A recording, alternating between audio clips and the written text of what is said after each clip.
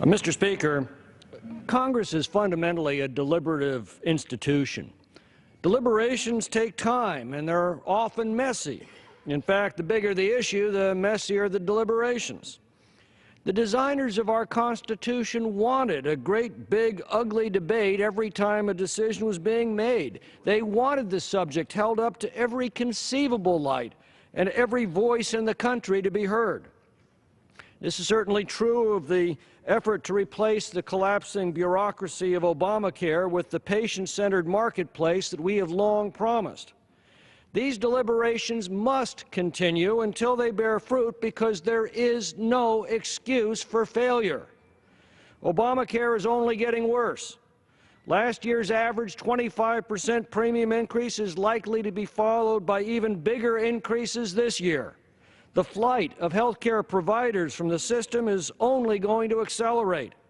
The rapid expansion of Medicaid, which could exceed defense spending by next year, is not only fiscally unsustainable, it doesn't even guarantee care. Dwindling Medicaid providers and lengthening waiting lists means that many Medicaid patients have no recourse but to flood emergency rooms. The original Medicaid population, the elderly, the blind, the disabled, who are only reimbursed an average 57 cents on the dollar, are pushed to the back of every line by able-bodied Obamacare expansion patients who are reimbursed at 90%. The American Health Care Act is far from perfect. I've argued vigorously for a comprehensive bill that, rather than the current piecemeal approach that we're following. Now, I lost that debate. But I haven't lost sight of the ultimate goal, to restore our health care system as the best in the world. I could list a lot of things that could be made better by the current bill, and perhaps they will be in our extended negotiations. But those who expect perfection in our legislation fundamentally misunderstand our system. Congress was never designed to make perfect law. It was designed to make the best law that's acceptable to the most people, and it's pretty good at that when we let it be.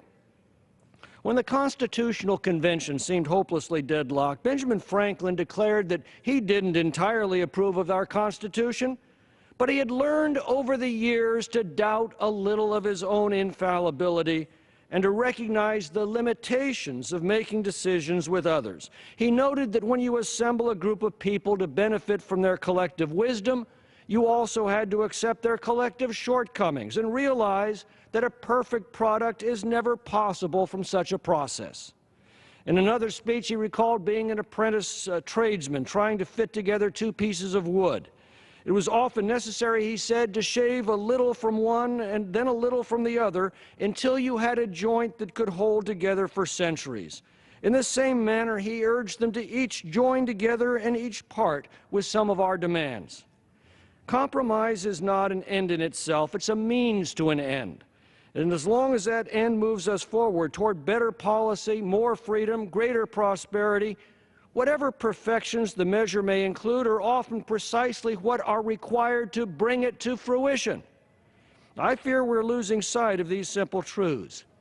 Ironically, factions within the House who are the most adamant in opposing Obamacare have become, as a practical matter, its most effective defenders.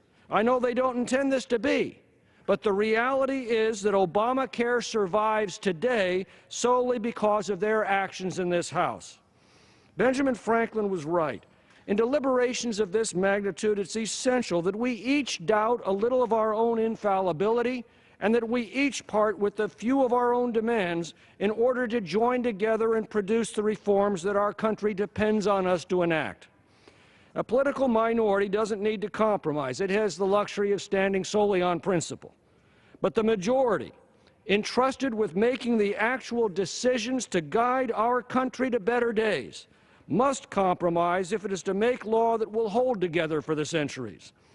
Lincoln once reminded Congress that we can succeed only by concert. He said it's not can any of us imagine better, but can we all do better? He urged us to rise to the occasion, to disenthrall ourselves, for only then could we save our country. I hope that some of our colleagues will consider this advice during the Easter recess. I yield back. Chair recognizes the gentleman from Texas.